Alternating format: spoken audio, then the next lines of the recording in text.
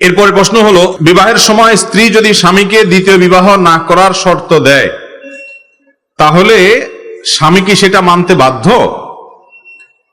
খুব দরকারি প্রশ্ন।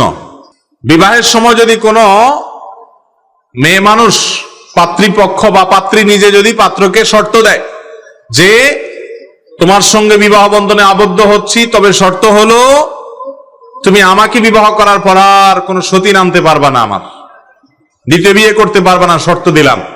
স্বামী যদি সেই শর্ত মেনে বিয়ে করে, যে ঠিক আছে শর্ত মানলাম, এই শর্ত যদি মেনে বিয়ে করে, তাহলে স্বামী পরে আর বিয়ে করতে পারবে কি না?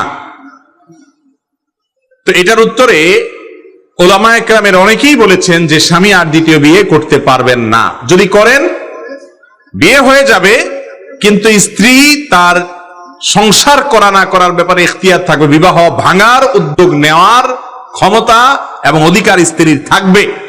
অর্থাৎ স্ত্রী স্বামীর কাছ থেকে তালাক চাইতে পারেন এবং যথাযথ নিয়মে বিবাহ ভঙ্গের জন্য উদ্যোগী হতে পারেন, অধিকার তার থাকবে, কারণ তিনি শর্ত দিয়েছেন।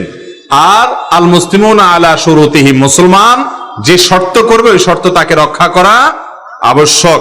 নবী করিম সাল্লাল্লাহু আলাইহি ওয়াসাল্লাম বুখারীর হাদিসে বলেছেন, আহাক্কুশ শুরুতি আন তুফু বিহি মা মাস্তাহলালতুম বিহিল ফুরুজ, যার অর্থ হলো বিয়ের সময় যে সমস্ত শর্ত দেওয়া হয় বা যে শর্ত দেওয়া হয় ওই শর্ত রক্ষা করাটা অনেক গুরুত্বপূর্ণ।